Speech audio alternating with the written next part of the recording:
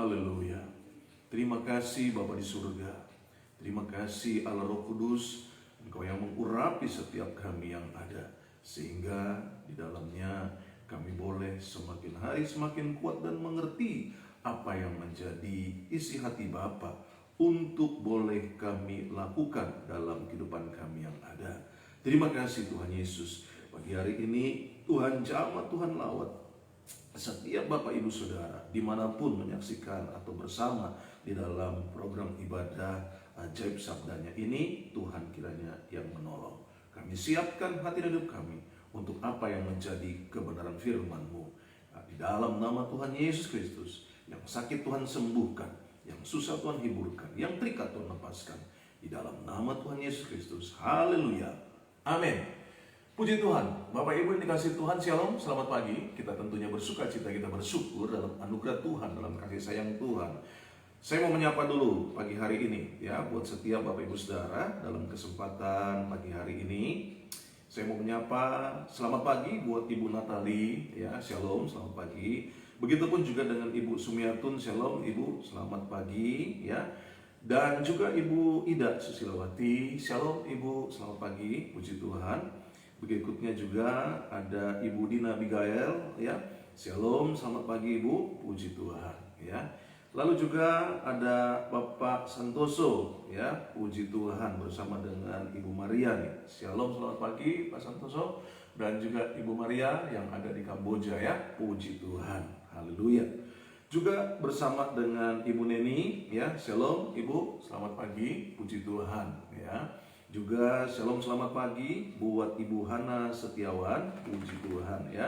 Ada Ibu Debi Fatina Sarani ya, Shalom Ibu, puji Tuhan, selamat pagi. Lalu juga ada hamba-hambanya nih, ada Pak Resor, selamat pagi Pak, puji Tuhan.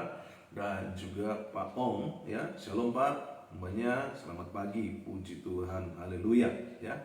Dan juga kepada yang lainnya tentunya ya, saya mengucapkan Shalom, selamat pagi. Kita bersyukur dalam anugerah Tuhan, haleluya.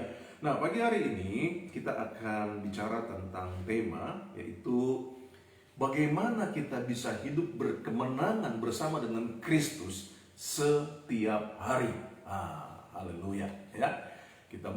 Saya mau dalam hal ini setiap Bapak Ibu Saudara hidup terus berkemenangan bersama dengan Kristus ya. Karena itu pagi hari ini tema yang boleh saya bawa sebagai renungan dalam program Ajaib Sabdanya ini adalah bagaimana hidup berkemenangan bersama dengan Kristus setiap hari. Haleluya. Puji Tuhan, dalam kesempatan ini kiranya anugerah Tuhanlah yang senantiasa menolong, mengurapi, dan juga memberkati kita semua yang ada. Haleluya. Mari kita buka Alkitab kita dalam Yohanes pasal yang ke-16. Dalam Yohanes pasal yang ke-16 ya, kita akan mulai dengan ayat yang ke-16. Yohanes 16 dengan ayat yang ke-16. Ini judul perikopnya, duka cita yang mendahului kemenangan. Haleluya ya. Ini adalah judul peringkop ayat yang akan kita baca, yaitu duka cita yang mendahului kemenangan. Ayat 16. Tinggal sesaat saja dan kamu tidak melihat aku lagi, dan tinggal sesaat saja pula dan kamu akan melihat aku. Mendengar hal itu, beberapa dari murid-muridnya berkata seorang kepada yang lain, apakah artinya ia berkata kepada kita, tinggal sesaat saja dan kamu tidak melihat aku, dan tinggal sesaat saja pula dan kamu akan melihat aku, dan aku pergi kepada Bapa? Maka kata mereka, apakah artinya ia berkata, tinggal sesaat saja? Kita tidak tahu apa maksudnya. Yesus tahu bahwa mereka hendak menanyakan sesuatu. Haleluya. Dari ayat firman Tuhan ini, kita sudah melihat ayat yang ke-19. Yesus tahu bahwa mereka hendak menanyakan sesuatu kepadanya. Andai saja kita mengerti akan apa yang menjadi ayat firman Tuhan ini. Yesus tahu kok. Yesus tahu apa yang ada dalam hatimu. Yesus tahu apa yang menjadi persoalan dalam pikiranmu. Yesus tahu dalam hatimu, dalam hidupmu. Yesus tahu apa yang menjadi masalah keuanganmu. Yesus tahu apa yang menjadi masalah kesehatanmu. Yesus tahu segala sesuatunya dalam kehidupanmu. Haleluya. Ketika mereka mulai berbicara murid yang satu dengan murid yang lainnya berkaitan dengan siapa, apa, dan apa yang dimaksudkan dengan perkataan Tuhan Yesus, bahwa sebentar lagi dikatakan bahwa tinggal sesaat saja, lalu dikatakan apa maksudnya. Ketika mereka sedang berbicara seperti itu, ayat ini mengatakan tegas dalam ayat 19, Yesus tahu bahwa mereka hendak menanyakan sesuatu kepadanya. Jadi kalau kita mengerti dalam apa yang menjadi kebenaran firman Tuhan ini, tentunya kita tidak akan menjadi orang Kristen yang merasa sendirian. Kita tidak akan merasa menjadi orang Kristen yang tanda petik terbuang dari keluarga, dari rekan, dari sahabat, dari siapapun. Dalam keimanan Kristen kita yang teguh, dalam keimanan Kristen kita yang tekun, ada Tuhan Yesus. Haleluya. Kalau Tuhan Yesus tahu, kenapa kita harus mencoba menyembunyikan di dalam hati kita sendiri, menyembunyikan dalam pikiran kita sendiri, baik itu bentuk kekecewaan, baik itu bentuk kemarahan, baik itu bentuk kedendaman dan sebagainya. Ungkapkan kepada Kristus. Karena dengan demikian engkau akan menang setiap hari bersama dengan Kristus. Haleluya. Ini penting supaya setiap kita tidak seolah-olah berpikir bahwa Tuhan gak tahu apa yang saya alami, kayaknya Tuhan gak ngerti deh, kenapa kok sudah lama saya meminta dan berdoa, kok sepertinya Tuhan tidak menjawab, kok sepertinya Tuhan tidak memberikan apa yang saya rindukan. Tuhan Yesus tahu. Tuhan Yesus tahu segala sesuatunya. Haleluya. Nah, itu sebabnya dalam kesempatan pagi hari ini kita akan belajar melihat ya apa yang dimaksud dengan tinggal sesaat saja itu. Oke, nah kita lanjut dalam ayat 19 dalam Yohanes pasal 16. Yesus tahu bahwa mereka hendak menanyakan sesuatu kepadanya, lalu ia berkata kepada mereka, adakah kamu membicarakan seorang dengan yang lain apa yang kukatakan tadi, yaitu tinggal sesaat saja, dan kamu tidak melihat aku, dan tinggal saat saja pula, dan kamu akan melihat aku. Secara spesifik Tuhan menyampaikan apa yang disampaikan atau yang ditanyakan oleh murid yang satu dengan murid yang lain. Secara spesifik. Apakah kalian sedang berkata-kata atau membicarakan di antara seorang dengan yang lain apa yang kukatakan tadi, yaitu tinggal saat saja dan kamu tidak melihat aku, dan tinggal saat saja pula dan kamu akan melihat aku. Bayangkan. Lalu apa yang dikatakan? Aku berkata kepadamu, kata Tuhan Yesus pada murid-murid, sesungguhnya kamu akan menangis dan meratap, tetapi dunia akan bergembira. Kamu akan berduka cita, tetapi duka citamu akan berubah menjadi sukacita. Haleluya. Ayat firman Allah ini jelas mengingatkan kepada kita ada sesuatu yang seolah-olah menjadi kontradiksi, ya, sesuatu yang kontras. Karena ayat ini berkata jelas di dalam apa yang dikatakan pada ayat yang ke-21, ya, di dalam ayat yang ke-22 langsung kita ini. Oke. Dikatakan jelas di sini bahwa demikian juga kamu sekarang akan diliputi duka cita, tetapi aku akan melihat kamu lagi dan hatiku akan bergembira, dikatakan, dan tidak ada seorang pun dapat merampas gembira itu daripadamu. Nah, yang saya mau tunjukkan di sini adalah apa yang tadi sudah dikatakan oleh Tuhan Yesus, ya. Sesungguhnya kamu akan menangis dan meratap, tetapi dunia akan bergembira. Inilah yang saya katakan sebagai hal yang kontras, sesuatu hal yang kontradiksi. Di saat kita menangis, di saat kita meratap, dunia bergembira. Itu yang saya mau katakan.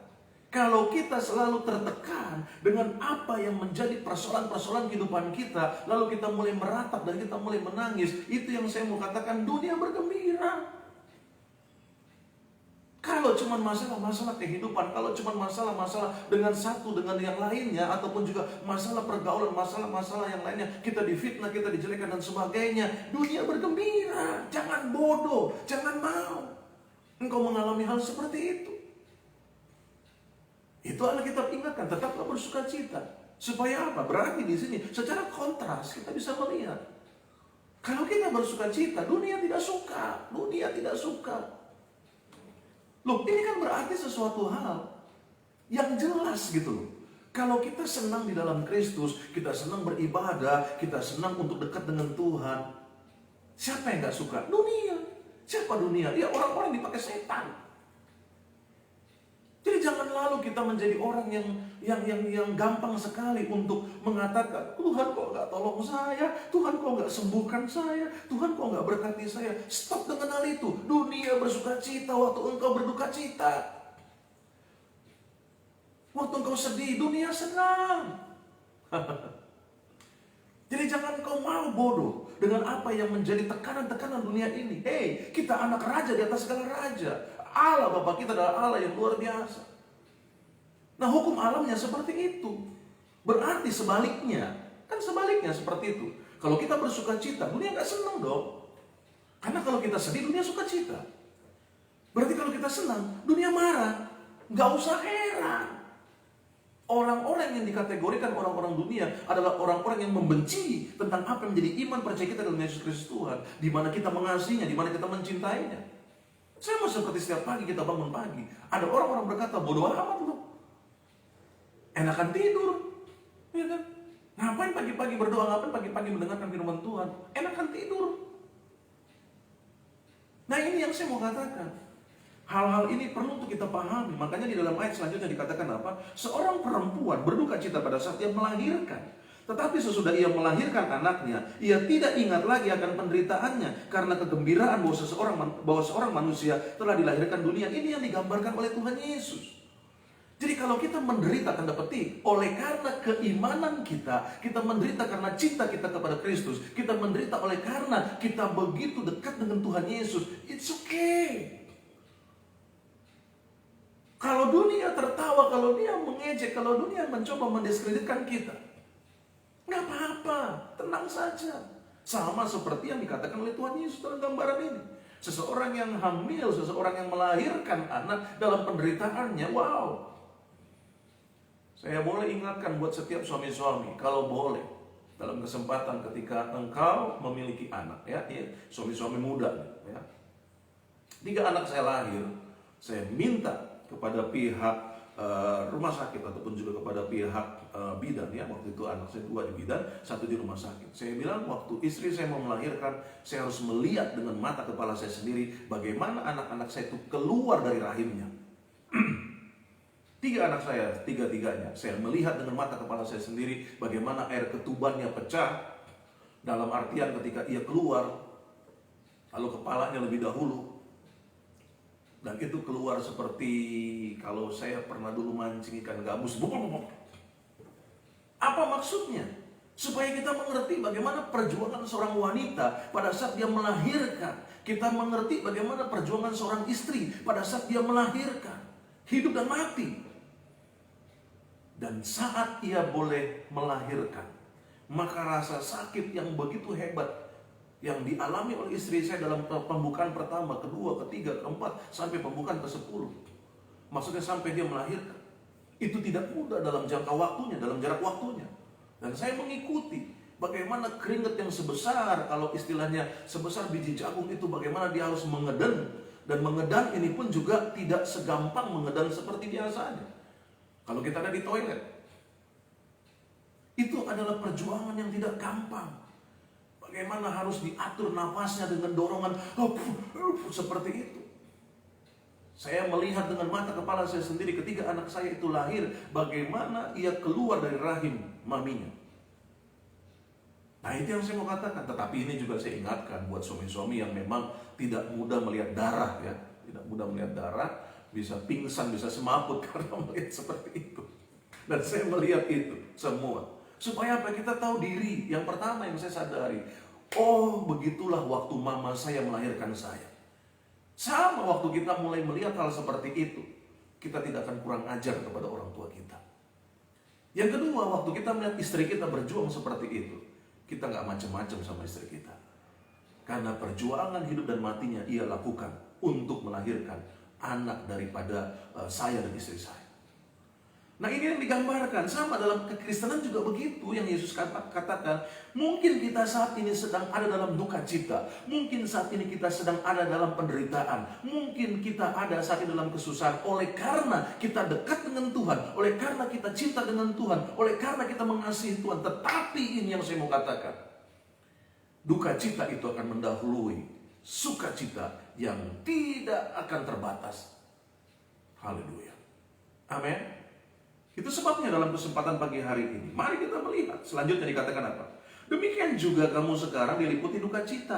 tetapi aku akan melihat kamu lagi dan hatimu akan bergembira. Dan tidak ada seorang pun yang dapat merampas kegembiraanmu itu daripadamu. Hei, dengar apa yang Alkitab katakan, bahwa tidak ada seorang pun yang dapat merampas kegembiraanmu itu daripadamu. Bodohlah kita kalau hanya karena omongan orang. Bodohlah kita oleh karena apa yang dikatakan orang. Bodohlah kita karena apa yang menjadi kebutuhan, masalah rumah tangga kita, masalah kebutuhan makan minum kita. Lalu kita diambil sukacita kita, lalu diambil apa yang menjadi kegembiraan hati kita oleh karena hal-hal yang datangnya dari eksternal, oleh karena hal-hal yang datangnya daripada luar.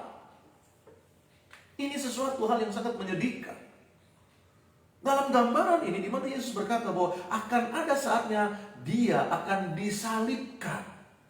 Nah, dalam perjalanan itu tentunya sesuatu hal yang sangat menyedihkan. Yesus mati di atas kayu salib. Tetapi Yesus berkata 3 hari kemudian dan akhirnya Dia bangkit. Dan kemenangan ini kekal selama-lamanya. Sama apa yang sudah Yesus kerjakan di atas kayu salib juga menjadi bagian dalam kehidupan kita. Kekal selama-lamanya. Sukacita yang dikerjakan oleh Roh Kudus dalam kehidupan kita, sukacita oleh karena penebusan dosa di atas kayu salib oleh Kristus, itu kekal adanya dalam kehidupan setiap kita. Jika kita mengasihi Kristus dengan sungguh, jika kita hidup berjalan bersamanya. Haleluya. Ini yang saya mau setiap kita mengerti, sehingga kita tidak kalah dengan apa yang menjadi masalah-masalah kehidupan kita. Kita tidak kalah dengan apa yang menjadi keadaan-keadaan kesehatan kita. Kita tidak kalah dengan keadaan-keadaan keuangan kita. Kita tidak kalah dengan keadaan-keadaan apa kata orang dalam kehidupan kita. Kita harus menang bersama dengan Kristus setiap hari. Ini penting untuk kita bangun dalam iman kita, supaya kita akhirnya melihat hal-hal dahsyat yang Tuhan kerjakan. Haleluya.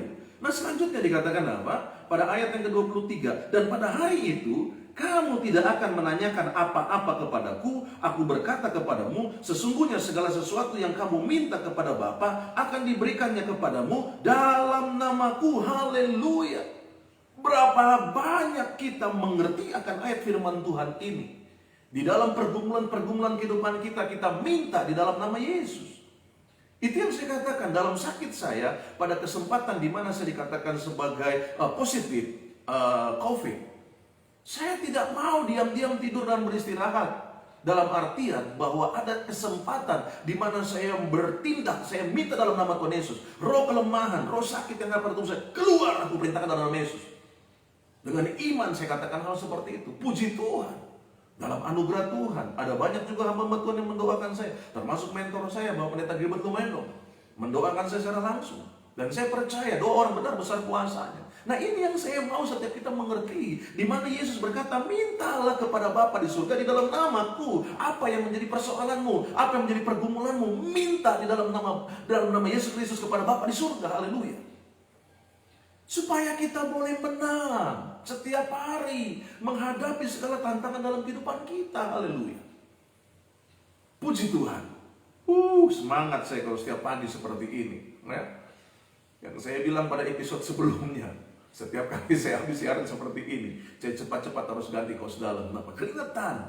Saya nggak perlu jogging-jogging, saya perlu untuk seperti ini, mendorong Bapak Ibu Saudara dalam iman di dalam Yesus Kristus Tuhan, supaya melihat betapa besarnya kuasa Allah atas kehidupan kita, betapa besarnya hal yang sudah Tuhan kerjakan di dalam kehidupan kita. Ia mati di atas kayu salib, bahkan Ia menjanjikan, minta kepada Bapa di dalam namaku, apapun maka Tuhan akan kerjakan di dalamnya dengan iman. Tapi kalau kita cuma bilang, ya Tuhan, aku susah sekali hidupku, ya Tuhan, aku menderita sekali, aku sakit Tuhan, aku begini susah. Hei, bagaimana Tuhan mau menyatakan kuasanya? Karena itu ada di dalam tanganmu. Seperti apa yang dikatakan di sini, bahwa orang lain tidak bisa mengambil apa yang menjadi kebahagiaan kita, orang lain tidak bisa merampas apa yang menjadi kegembiraanmu. Itu ada di tanganmu. Ketika engkau bangun pagi dan berkata, hari ini hari berkat, hari mujizat, hari pertolongan Tuhan, saya mengalami hal dahsyat seperti itu setiap hari. Jadi sesuai dengan imanmu. Haleluya. Puji Tuhan. Ini yang harus kita bangun dalam iman Kristen kita, ya. Hari-hari ini adalah hari-hari di mana kita tentunya menghadapi banyak hal. Tetapi yang saya mau katakan, kembali kepada firman Allah. Kembali apa yang Yesus katakan. Kita belum sampai kepada poin-poinnya. Kita masih melihat kepada ayat-ayat yang ada. Selanjutnya dikatakan apa?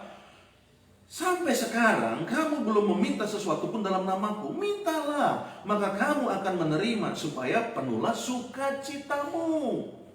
Saya khawatirnya kita sudah Kristen lama, kita pun meminta, tetapi meminta dengan cara yang salah.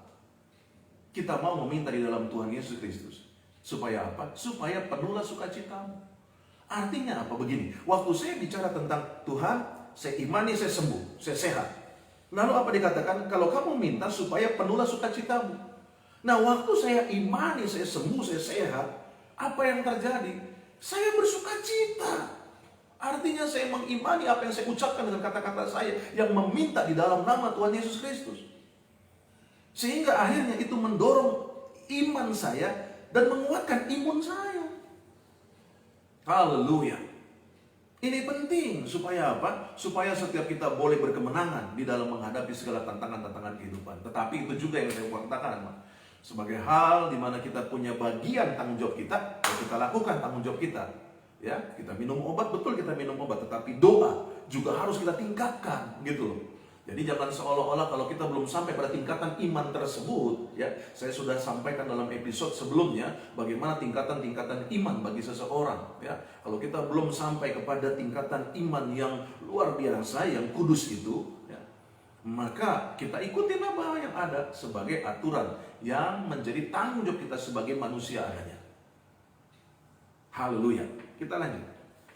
Semuanya ini kukatakan kepadamu dengan kiasan. Akan tiba saatnya aku tidak lagi berkata-kata kepadamu dengan kiasan, tetapi terus terang memberitakan Bapa kepadamu. Pada hari ini kamu akan berdoa dalam namaku dan tidak aku katakan kepadamu bahwa aku meminta bagimu kepada Bapa. Sebab Bapa sendiri mengasihi kamu karena kamu telah mengasihi aku dan percaya bahwa aku datang dari Allah. Haleluya. Ini yang harus kita pahami Bapak Ibu sekalian dalam Tuhan. Di mana dikatakan bagaimana Yesus mengajarkan sebagai kiasan. Yesus mengatakan bahwa mintalah kepada Bapa di dalam namaku. Oke. Nah, selanjutnya dikatakan kamu tidak akan lagi menjadi kiasan, dikatakan. Di mana dikatakan bahwa sebab Bapa mengasihi kamu. Siapa itu Bapa? Ya, Kristus. Ini harus kita pahami dalam kehidupan kita. Berarti di sini kita minta kepada Bapa dalam nama Tuhan Yesus Kristus. Di dalam pribadi yang satu. Ini penting supaya kita bisa mengerti bagaimana iman Kristen kita semakin bertumbuh di dalam kebenaran yang nyata. Kita nggak hanya status kita sebagai seorang yang disebut sebagai orang Kristen saja, tetapi di mana kita akhirnya menyatakan itu kepada dunia bahwa ini loh, saya orang Kristen, saya pengikut Kristus. Yang di dalamnya jelas dia adalah Tuhan dan Raja, dia adalah Allah Bapa. Haleluya. Ini penting supaya kita bisa mengerti. Selanjutnya dikatakan apa? Aku datang dari Bapa dan aku datang ke dalam dunia. Aku meninggalkan dunia pula dan pergi kepada Bapa. Jadi jelaslah ya tentang keberadaan Kristus yang adalah Allah itu sendiri. Kata murid-muridnya, lihat, sekarang engkau terus terang berkata-kata dan engkau tidak memakai kiasan. Sekarang kami tahu bahwa engkau mengetahui segala sesuatu dan tidak perlu orang bertanya kepadamu. Karena itu kami percaya bahwa engkau datang dari Allah. Jawab Yesus kepada mereka, percayakah kamu sekarang?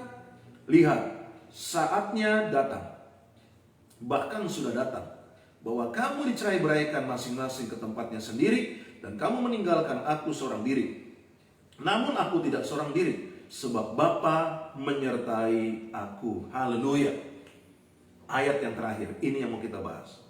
Semuanya itu kukatakan kepadamu, supaya kamu beroleh damai sejahtera di dalam aku. Dalam dunia kamu menderita penganiayaan, tetapi kuatkanlah hatimu, aku telah mengalahkan dunia. Haleluya. Ini yang harus kita pegang dalam iman percaya kita. Dunia sudah dikalahkan Kristus. Itu sebabnya bodohlah kita kalau kita meninggalkan Kristus hanya oleh karena jabatan. Bodohlah kita kalau kita meninggalkan Kristus hanya oleh karena pasangan hidup. Bodohlah kita kalau kita meninggalkan Kristus hanya karena ada hal-hal yang dijanjikan sebagai materi, sebagai hal-hal kekayaan. Yesus sudah mengalahkan dunia. Kalau Yesus sudah mengalahkan dunia, artinya kita harusnya berkemenangan setiap hari bersama dengan Kristus. Haleluya. Nah, itu sebabnya dalam kesempatan pagi hari ini, Bapak Ibu saudara kasih dalam Tuhan, ya. Kalau kita kembali melihat dalam ayat 33, dikatakan bahwa semuanya itu kukatakan kepadamu. Apa yang dikatakan? Yang pertama, supaya kamu beroleh damai sejahtera di dalam aku. Oke. Yang kedua, dalam dunia kamu menderita penganiayaan. Itu udah jelas. Dunia ini bukan rumah kita. Dunia ini bukan tempat kita, tetapi di dunia inilah kita harus menjadi berkat. Di dunia inilah kita menyatakan apa yang menjadi kabar baik itu sendiri. Di dunia ini kita menyatakan Yesus Kristus Tuhan dan Allah. Ini dia yang harus kita kerjakan. Nah, selanjutnya dikatakan apa dalam ayat 33 ini? Selain supaya kamu beroleh damai sejahtera di dalam aku, dunia tidak bisa dalam dunia kamu menderita penganiayaan. Di dalam yang selanjutnya dikatakan apa? Bahwa tetapi kuatkanlah hatimu, aku telah mengalahkan dunia. Ya, nah kita lihat di sini ada 3 hal yang kontras dalam ayat firman Tuhan ini. Yang pertama, antara 2 alam. Oke, dikatakan apa? Bahwa di dalam dunia, lalu juga dikatakan di dalam aku, kata Kristus. Berarti di sini kita bisa melihat yang pertama, ada 2 alam, yaitu di dalam Kristus dan di dalam dunia. Yang menjadi pertanyaannya sekarang, kita ada di dalam posisi mana nih?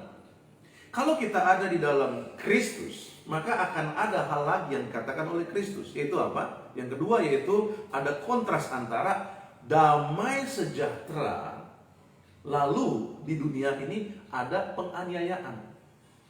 Berarti kita bisa mengerti di sini bahwa apa yang terjadi dalam keseharian hidup kita, jika kita tinggal di dalam Kristus, akan ada damai sejahtera. Nah, ini tinggal bagaimana perspektif kita memandang masalah-masalah gitu. Kalau kita misalnya mengalami masalah di dalam Kristus, kita tidak melihat itu sebagai penganiayaan. Kita tidak melihat itu sebagai sesuatu yang menderita kok. Kenapa? Karena kita masih bisa sanggup bersyukur untuk apa yang menjadi tantangan dalam kehidupan kita. Saya sudah jelaskan dalam episode sebelumnya bahwa tantangan ujian pencobaan adalah bukan penderitaan. Tantangan ujian pencobaan adalah supaya kita bisa kuat. Tantangan ujian dan pencobaan adalah promosi dari Tuhan.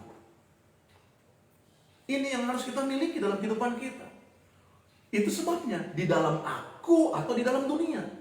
Kalau kita melihat keadaan apa yang kita sebut sebagai tantangan, ujian, pencobaan, tetapi Yesus katakan apa? Kalau kamu di dalam aku, kamu memiliki damai sejahtera.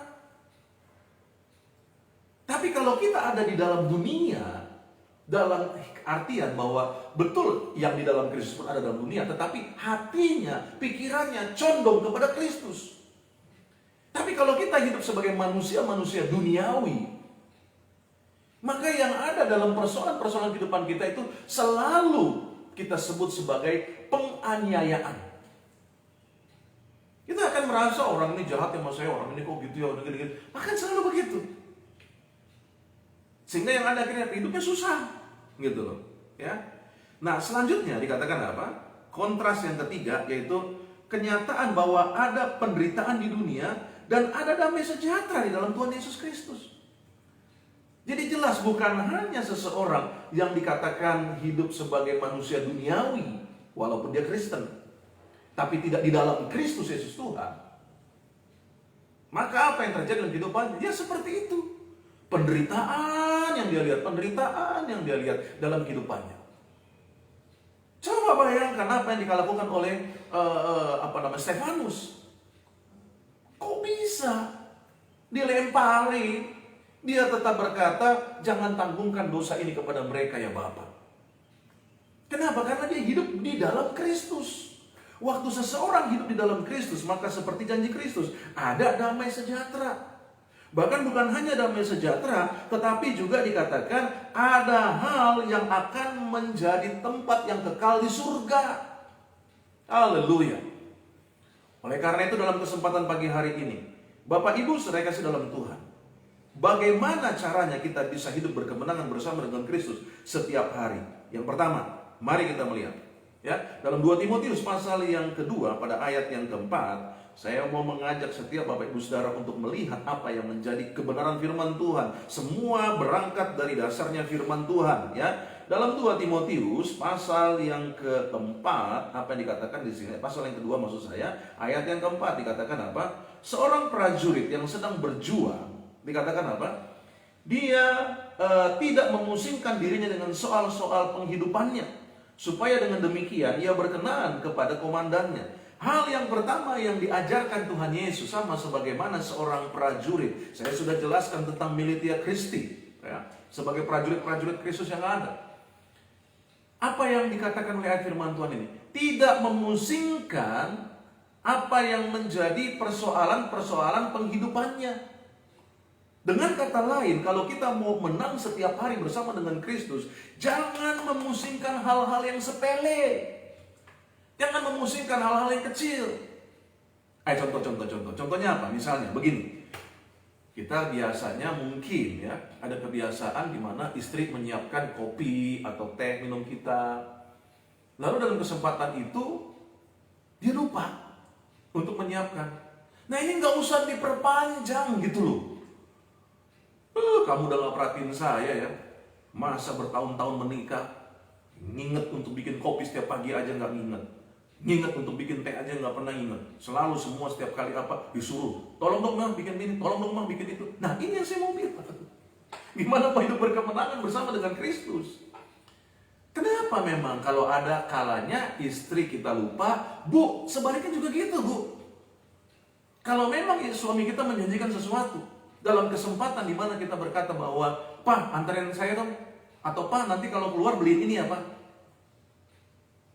Lalu apa yang terjadi? Ya suami pulang lupa. Lalu kita mulai marah-marah.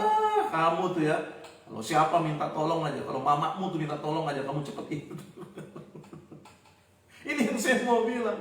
Hal-hal kecil, hal-hal sepele, gak usah dibesar-besarin. Bagaimana kita mau menang setiap hari? Kadang-kala ya hal-hal di mana saya harus lakukan tugas yang seharusnya istri saya kerjakan, ya saya kerjakan, apa susahnya? Ya kan? Oke lah kita marah, tapi kan dalam hitungan berapa menit lah, ya kan? Aduh, ini anak, ya aduh, ini istri, aduh dan sebagainya, ya kan gitu. Kadang-kala juga kita begitu luar biasa loh marahnya loh sama pembantu, betul. Puji Tuhan dalam anugerah Tuhan, saya tidak bersama dengan pembantu, ya. Tetapi itu yang saya mau katakan, ada rumah tangga yang harus menggunakan pembantu. Kenapa? Karena memang ada banyak hal yang menjadi kegiatan yang harus dilakukan. Itu sebabnya perlunya ada seorang asisten rumah tangga. Tetapi itu yang saya mau katakan, satu kali dia melakukan sesuatu kesalahan, misalnya mecahin gelas, ya kan? Wih, itu ibu kadang-kala dia bisa inget. Mbak, kamu mecahin gelas lagi, kamu ingat nggak? Waktu tahun 2020 kamu juga pecahin, Pak, saya ingat itu pada bulan April kamu pernah pecahin gelas juga. Lalu kamu ingat nggak? Waktu tahun 1997 kamu juga pernah pecahin piring. Lalu mbaknya bilang, itu bukan saya Nyonya, saya belum masuk saat tahun itu. Oh iya salah, saya bukan sama mbak kamu, sama mbak satu lagi. Bayangin, bisa inget tuh ibu-ibu begitu.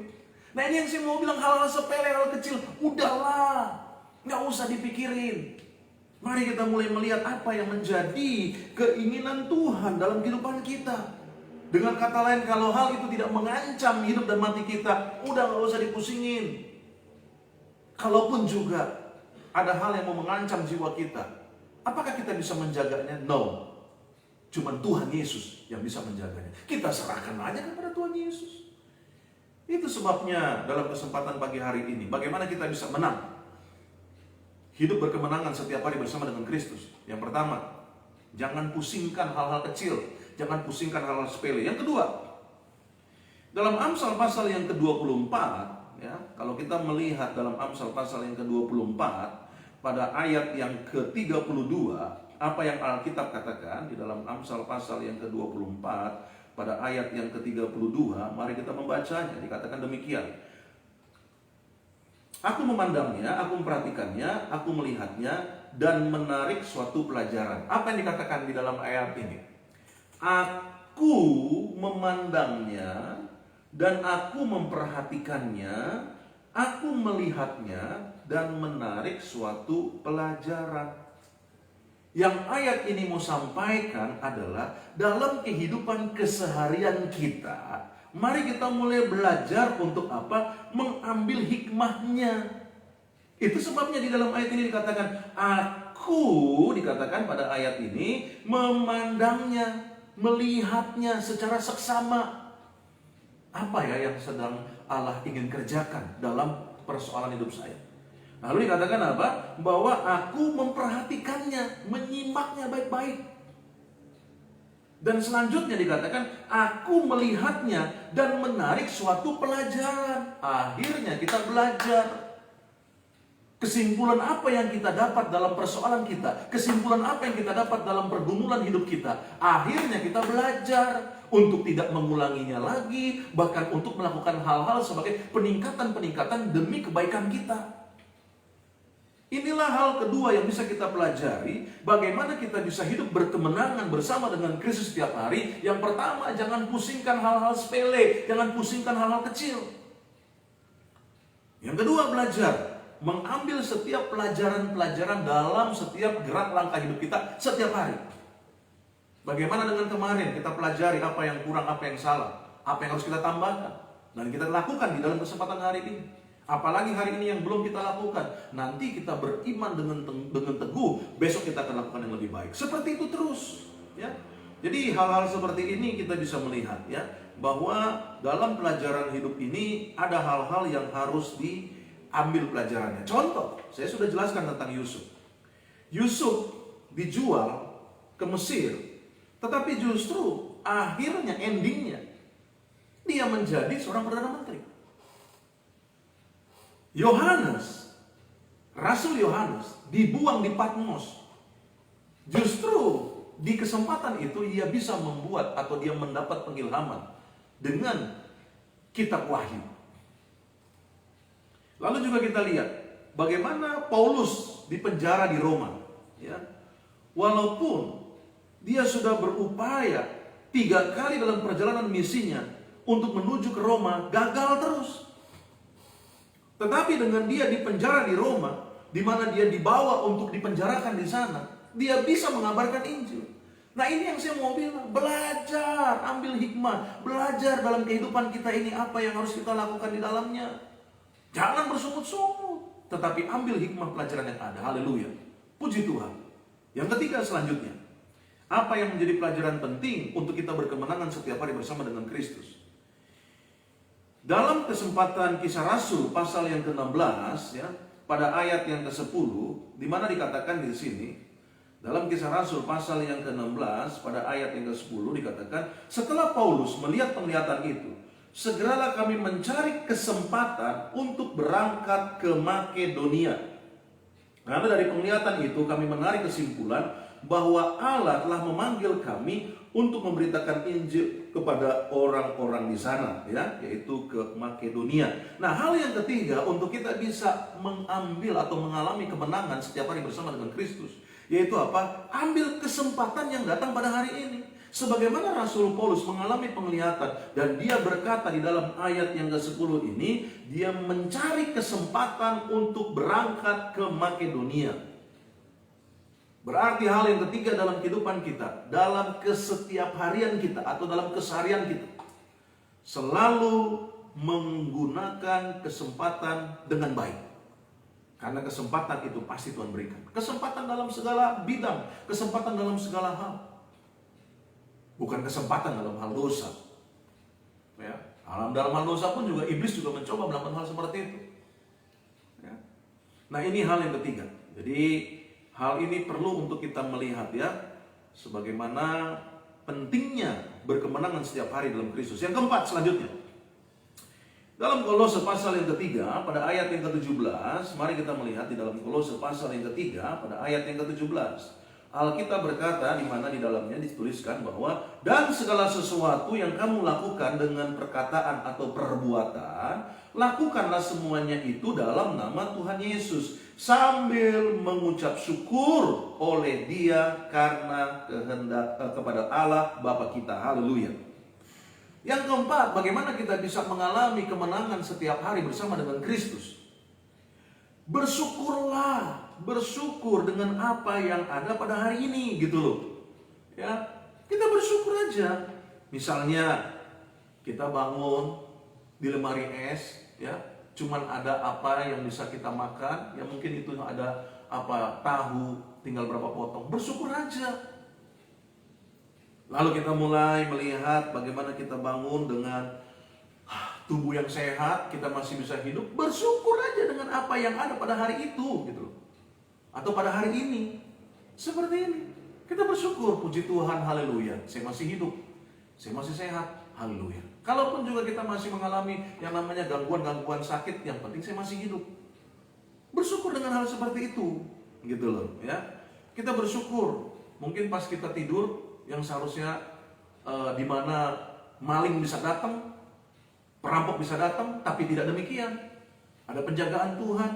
Coba kita bersyukur dengan hal seperti itu. Belajar bersyukur, gitu loh, ya. Supaya apa? Supaya akhirnya kita boleh mengalami kekuatan, ya. Seorang teolog yang bernama Richard L. Strauss berkata bahwa semangat untuk mengucap syukur mungkin menjadi hal yang digunakan Tuhan untuk menenangkan ketegangan dan membuat situasi menjadi lebih baik.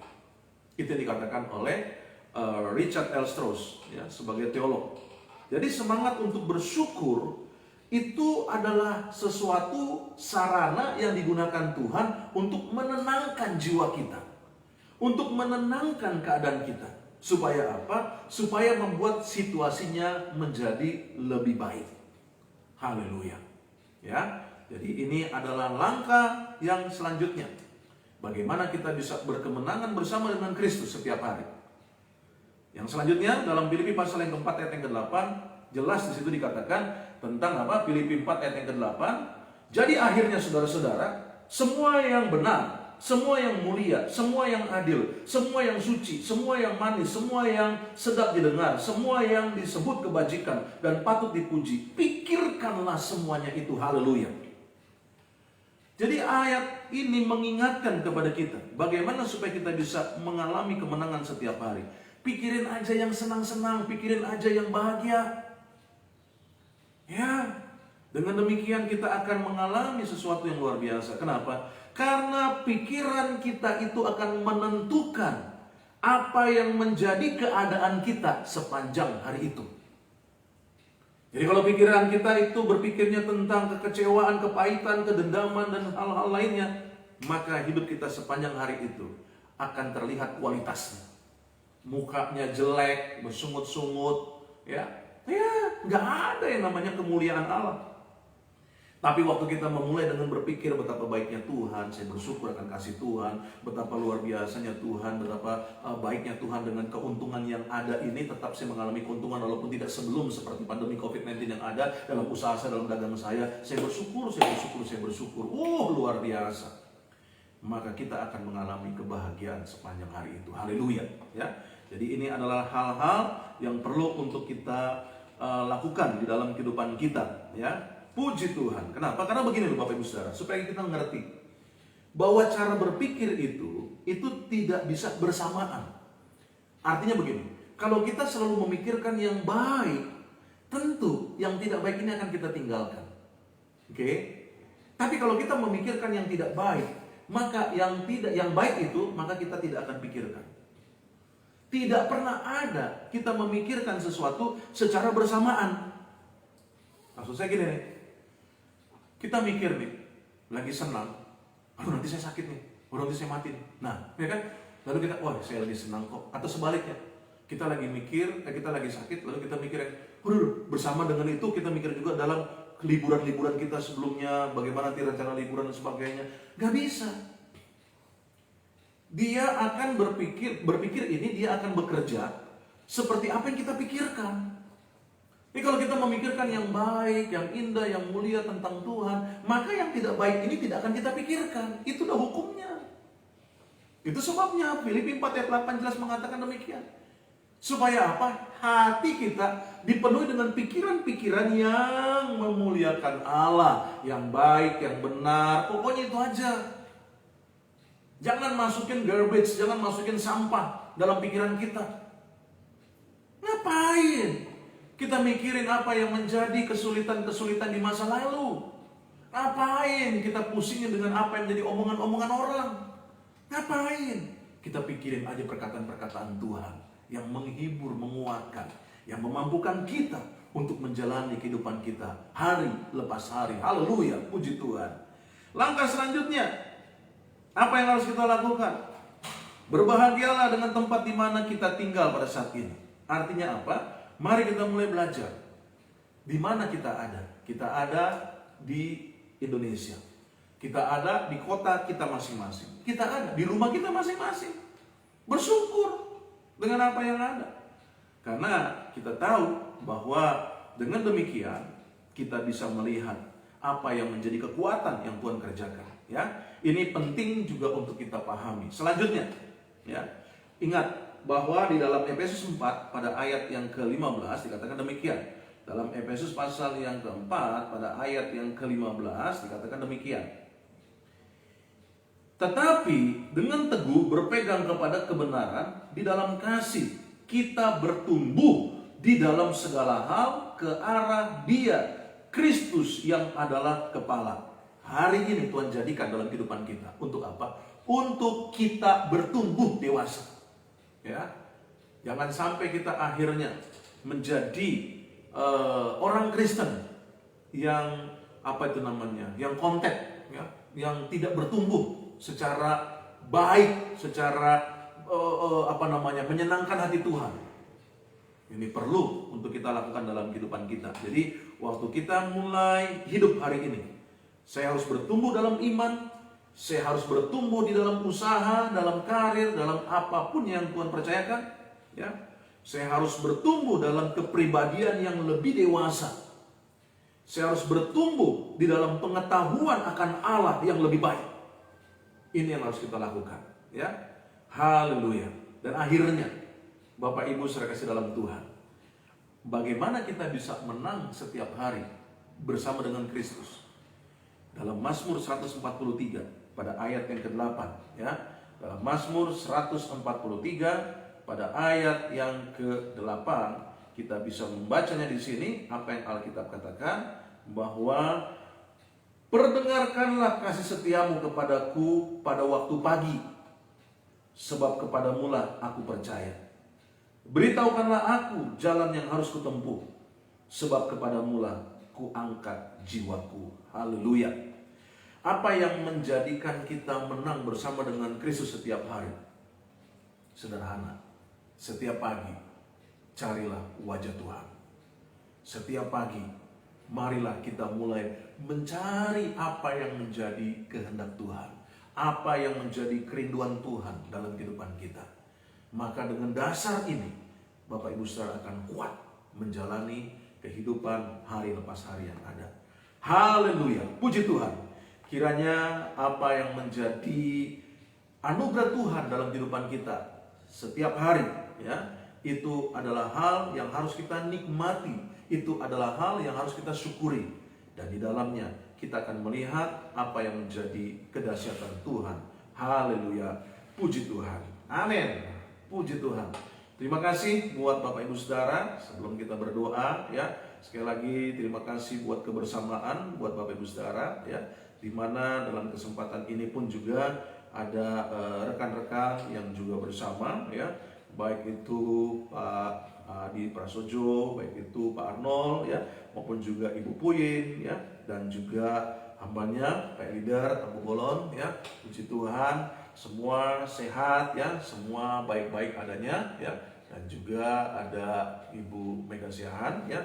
Puji Tuhan, ya. Kita bersyukur dalam anugerah Tuhan di kesempatan pagi hari ini. Saya tidak bisa menyebutkan mungkin satu persatu nama setiap Ibu Saudara, tetapi percayalah dalam setelah selesainya apa yang menjadi program Ajaib Sabdanya ini, akan saya doakan setiap pergumulan Bapak Ibu Saudara. Jadi Bapak Ibu Saudara bisa menuliskannya, dan itu menjadi pokok doa pribadi saya untuk setiap pergumulan Bapak Ibu Saudara yang ada, ya. Kalau tidak keberatan juga Bapak Ibu Saudara bisa men-share apa yang menjadi kebersamaan kita setiap pagi ini, supaya banyak orang boleh diberkati Tuhan. Dalam prinsipnya saya melayani Tuhan Yesus, ya. Kalau Bapak Ibu saudara juga melayani Tuhan Yesus, bagikanlah apa yang menjadi kebersamaan kita ini. Supaya apa? Supaya orang lain pun juga boleh mengalami perjumpaan dengan Tuhan Yesus dalam setiap paginya. Haleluya. Sekali lagi terima kasih buat kebersamaan Bapak Ibu saudara. Saatnya kita akan melakukan segala aktivitas hidup kita. Oleh karena itu, izinkan saya berdoa buat Bapak Ibu saudara. Haleluya. Bapak terima kasih buat anugerah-Mu di kesempatan pagi hari ini, memulai hari yang baru ini. Kami bersyukur Tuhan kiranya memberkati setiap Bapak Ibu saudara di dalam apapun yang menjadi aktivitas hidup mereka, dalam usaha, dalam dagang, dalam bisnis, dalam pekerjaan, maupun dalam pelayanan mereka yang ada. Tuhan campur tangan, Tuhan tolong, Tuhan memberkati. Kami juga berdoa untuk setiap mereka yang mengalami sakit. Oleh kuasa bilur darah Tuhan Yesus, mujizat Tuhan dinyatakan, sembuh aku hardik segala roh kelemahan, sakit penyakit apapun. Dalam nama Yesus, Kau tidak punya kuasa kehidupan setiap Bapak Ibu saudara yang ada. Karena tubuh kami bukanlah tempat sakit penyakit, tubuh kami adalah bait Roh Kudus Allah, dan di dalamnya kami sudah disembuhkan. Di atas kayu salib Tuhan berkata, sudah selesai. Itu sebabnya kami yang sakit apapun yang menjadi penyakit kami sembuh dalam nama Tuhan Yesus Kristus. Terpuji-pujilah Tuhan kekal selama-lamanya. Haleluya. Kami juga bersyukur buat hari ini, sehingga kami boleh mengimani hari ini hari berkat, hari mujizat, hari pertolongan Tuhan, hari di mana kami mengalami kedahsyatan Tuhan. Kami berkemenangan berjalan bersama dengan Kristus setiap hari, dan pada hari ini pun kami berjalan bersama dengan Kristus. Terima kasih Bapa di surga, Engkau sekali-kali tidak pernah meninggalkan kami. Engkau menyertai kami sampai kesudahan akhir zaman. Kami juga berdoa bagi gereja-gereja Tuhan di mana-mana tempat. Tuhan berkati. Kami juga berdoa, Tuhan campur tangan, Tuhan tolong buat setiap hamba-hamba Tuhan yang melayani. Biarlah kiranya Tuhan juga menjaga kesehatan mereka. Tuhan juga mengurapi, memberkati kehidupan mereka yang ada. Kami juga berdoa Tuhan, biarlah kiranya Tuhan juga melawat atas setiap jemaat-jemaat Tuhan, dimanapun mereka boleh beribadah, dimanapun mereka boleh berjemaat. Sebagai jemaat-jemaat Tuhan yang ada, Tuhan lawat, Tuhan urapi, Tuhan berkati mereka yang ada. Yang sakit Tuhan sembuhkan, yang terikat Tuhan lepaskan, bahkan yang mengalami kekurangan apapun, Tuhan hiburkan hati mereka sehingga mereka mampu bersyukur. Dan di balik syukur itu ada kekuatan Tuhan yang dahsyat yang memberkati kehidupan mereka yang ada. Terima kasih Bapa di surga. Berkati juga buat negeri dan bangsa kami Indonesia. Ke dalam tangan Tuhan yang kuat kami serahkan. Berkati Indonesia, lawat Indonesia, karena kami tahu Indonesia ada di hatinya Tuhan. Berkati kota-kota di mana kami tinggal. Berkati juga buat setiap kota-kota di Indonesia ini yang mengalami bencana alam yang ada. Tuhan, belas kasihan-Mu turunlah atas setiap kota-kota, atas setiap daerah-daerah yang ada. Kami berdoa dalam nama Tuhan Yesus, Tuhan mampukan menolong setiap pemimpin-pemimpin, kepala-kepala daerah yang ada di dalam menghadapi bencana alam yang ada, yang terjadi di seluruh ataupun juga yang ada terjadi di wilayah-wilayah di Indonesia yang ada. Kami berdoa dalam nama Tuhan Yesus, biarlah kiranya Tuhan tolong, Tuhan campur tangan segala apapun yang menjadi kebutuhan mereka pun dengan cara Tuhan yang ajaib mereka akan dapat tertangani, mereka akan dapat tertanggulangi. Dalam nama Tuhan Yesus Kristus kami melepaskan doa berkat. Kami juga berdoa kiranya Tuhan juga memberkati buat Bapak Presiden, Bapak Joko Widodo. Tuhan juga kiranya memberkati buat Bapak Wakil Presiden Bapak Maruf Amin. Tuhan juga memberkati buat seluruh para menteri yang ada. Tuhan juga memberkati buat kepala-kepala daerah yang ada. Tuhan juga memberkati buat para medis, dokter, perawat, suster, brother yang ada. Tuhan juga kiranya memberkati buat Kepala TNI maupun juga Kapolri yang ada. Tuhan kiranya juga memberkati TNI Polri. Tuhan juga kiranya memberkati Satpol PP yang ada. Terima kasih Bapak di surga. DPR, MPR pun kami serahkan ke dalam tangan Tuhan yang kuat.